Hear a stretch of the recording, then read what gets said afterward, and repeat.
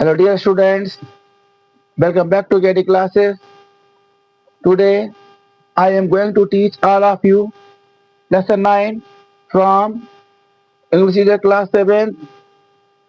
The name of the lesson is The Swing, which is a poem composed by Robert Louis Stevenson. मेरे विद्यार्थियों, मैं आज आप सभी लोगों को इंग्लिश टीचर क्लास 7 से लेसन 9 पढ़ाने जा रहा हूँ। लेसन का नाम है द स्विंग, जो कि एक कविता है। इसे रॉबर्ट लुइस स्टीवेंसन ने लिखा है। इसमें देखिए द स्विंग, द ये क्या है? ये आर्टिकल है। आर्टिकल ए एंड द, तीन आर्टिकल होते हैं जो नाउन से पहले यूज किए जाते हैं। ये द जो है ये आर्टिकल है और स्विंग माने तो झूला। तो द स्विंग माने झूला। ये स्विंग जो है कॉमन नाउन है।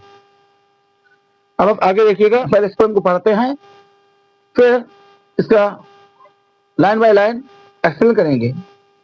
How do you like to go up in a swing, up in the air so blue?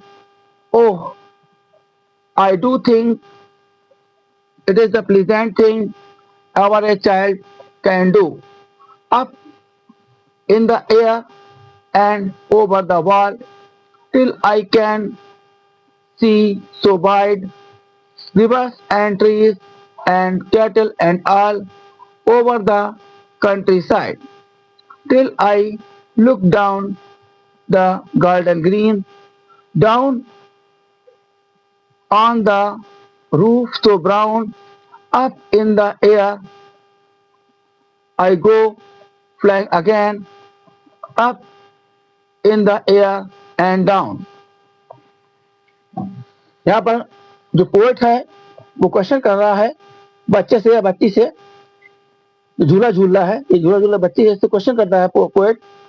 How do you like, आपको कैसा लगता है, to go up in a swing, जब आप झूले में ऊपर की ओर जाते हैं।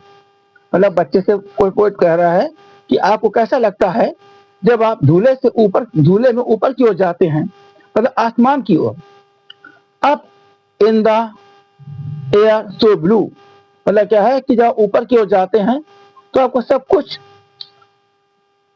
नीला नीला मालूम पड़ता होगा, क्योंकि आसमान बिल्कुल साफ आसमान जो है उसका रंग नीला होता है, तो आपको बिल्कुल नीला मालूम पड़ता होगा। Oh, I do think it is a pleasant thing, मतलब क्या है कि मुझे लगता है, I do oh I think, oh I do think, मुझे लगता है, it is a pleasant thing, यह बहुत अच्छी चीज है, ये बहुत सुहानी चीज है।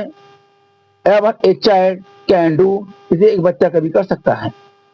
तो देखिएगा, मतलब पोएट जो है वो कह रहा है कि हाउ डू यू लाइक, बच्चे से कह रहा है कि जब आप ऊपर की ओर जाते हैं, झूले के झोंके में ऊपर की ओर जाते हैं आसमान की ओर, तो आपको कैसा लगता है? लगता है आपको सब कुछ नीला दिखता होगा, क्योंकि आसमान का रंग नीला है और ऊपर की ओर जाते हैं तो आपको अच्छा लगता होगा। ओह, आई डू थिंक, और मैं ये भी सोचता हूँ, मैं ये भी विचार करता हूँ, it is a pleasant thing, ये बहुत ही सुखद समय होगा आपके लिए। Ever a child can do, इसे एक बच्चा कभी कर सकता है। Up in the air and over the wall, up in the air, ऊपर हवा के झोंके से, वो झूले के झोंके में ऊपर हवा में जाते हैं। एंड ओवर द बॉल, और दीवार से ऊपर जाते हैं। मतलब क्या है कि बच्चा झूले के झोंके में हवा में जाता है, ऊपर हवा में जाता है और दीवार से ऊपर चला जाता है। Till I see the world so wide, बच्चा देखता है सब कुछ बड़ा बड़ा देखता है, सब कुछ विस्तार से देखता है, सब कुछ क्या नाम बड़े रूप में देखता है। क्या देखता है? मतलब रिवर्स एंड ट्रीज, माने नदियों को और पेड़ों को, एंड कैटल एंड ऑल, मतलब क्या है, जानवरों को और सारी चीजों को, ओवर द कंट्री साइड, जो कि गांव के उस पार तक है। मतलब क्या है कि जब बच्चा हवा के झूले के झोंके में ऊपर की ओर जाता है, दीवार से ऊपर जाता है, तो तो बच्चा सब कुछ विस्तार से देखता है, सब कुछ बड़े रूप में देखता है। तो क्या क्या देखता है? वो देखता है, नदी को देखता है, पेड़ों को देखता है और जानवरों को देखता है और सब कुछ देखता है जो गांव के उस पार तक हैं, जो देहात में दूर दूर तक दिखाई दे रहे हैं। वहां पर बच्चा सब कुछ ऊपर जाने पर देख लेता है। Till I look down the garden green, और जब झूले के झोंके में बच्चा नीचे की ओर आता है तो क्या देखता है? तो देखता है कि आसपास के बगीचे हैं वो सब हरे भरे दिखाई देते हैं। Down on the roof so brown, और जब नीचे आने पर वो देखता है कि मकान की जो पुरानी छतें हैं जो भूरी दिखाई पड़ती हैं। Up in the air I go flying again, और बच्चा फिर ऊपर की ओर जाता है। And up in the air and down, वो ऊपर की ओर जाता है और फिर नीचे की ओर आता है। इस तरह से पोएट मतलब एक मैसेज दे रहा है कि हमारे जीवन में अप एंड डाउन आते ही रहते हैं। अप एंड डाउन मतलब उतार चढ़ाव आते ही रहते हैं, ठीक है ना। सुख दुख मतलब हानि लाभ जीवन मौत सब आते ही रहते हैं, लेकिन हम सभी लोगों को धैर्य रखना चाहिए और इनका मजबूती से सामना करना चाहिए। मतलब हमें हर हाल में खुश रहना चाहिए। ये जो नीचे वर्ड्स दिए गए हैं इनको ध्यान से देखिएगा, इनको देखेंगे, इनको जब याद करेंगे तो पोएम आपको बहुत इजी लगने लगेगी। पहला देखिए, स्विंग माने होता है झूला, प्लीजेंट माने होता है प्लीजेनेस्ट माने होता है प्लीजेंट माने सुहाना, और प्लीजेनेस्ट माने होता है सबसे सुहाना। वाइड माने होता है बड़ा, बड़े रूप में या दूर तक। कैटल माने होता है जानवर, मतलब जैसे कि गाय भैंस बकरी, ठीक है ना। और कंट्री साइड माने होता है ग्रामीण क्षेत्र या गांव का क्षेत्र। कॉम्प्रिहेंशन क्वेश्चन, इसमें देखिएगा आंसर द फॉलोइंग क्वेश्चन, प्रश्नों के उत्तर दीजिएगा। How does the child feel about the swing, मतलब बच्चे को झूले में कैसा लगता है। तो डज दिखा है तो लिखेंगे the child feels pleasant about the swing, मतलब क्या बच्चे को झूले में अच्छा महसूस होता है एंड ही इज हैप्पी, और वह खुश है।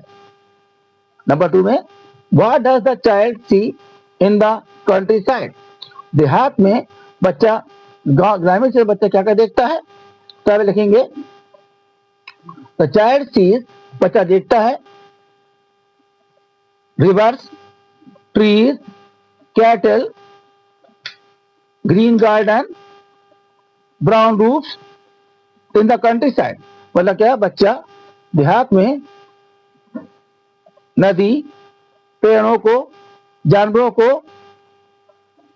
हरे भरे बगीचों को और भूरी छतों को देखता है। What does the child see going down the swing, बच्चा मतलब नीचे झूले में नीचे आने पर क्या देखता है। The child sees green garden, brown roofs, going down the swing, जब झूला नीचे आता है तो बच्चा भूरी छतों को देखता है और हरे भरे बगीचों को देखता है। Write the pairs of rhyming words in the poem, कविता में राइमिंग वर्ड्स के जोड़े बताइए। राइमिंग वर्ड्स उसे कहते हैं तुक वाले शब्दों को। तो तुक वाले जोड़े इसे पोएम को देखना पड़ेगा। फिर से आप पोएम में जाइएगा, स्विंग और थिंग, दूसरा है ब्लू और डू, थर्ड है वॉल एंड ऑल, फोर्थ है wide and country side, brown और डाउन। मतलब इस तरह से ये राइमिंग वर्ड्स हैं। फिर से देखिएगा, swing, thing, blue, do, ball, all, wide, country side और ब्राउन, डाउन।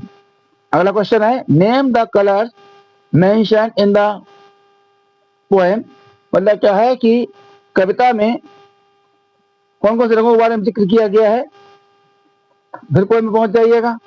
देखिए फर्स्ट नंबर पे देखो ब्लू आ रहा है, ब्लू, उसके बाद आ रहा है ग्रीन और थर्ड है brown.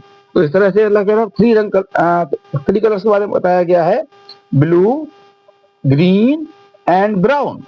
Fill the letters in the crossword puzzle and form the words you read in the poem, मतलब क्या है इसमें लेटर तो भरना है। जिस पोएम को आपने पढ़ा है उसको देख करके। तो पहला क्या है, ये देखिए ये झूला है, इसे बोलेंगे स्विंग। उसके बाद में ये देखिए बैल है, मतलब कुआं है, वेल, WELL। उसके बाद में ये है देखिए गार्डन, GARDEN। उसके बाद में ये है ट्री, ये TREE। और ये देखो नदी है, तो यहाँ पे आ जाएगा river, RIVER। That is all. If you like my video, please like it, subscribe it, and share to others who are new to my channel. Thanks.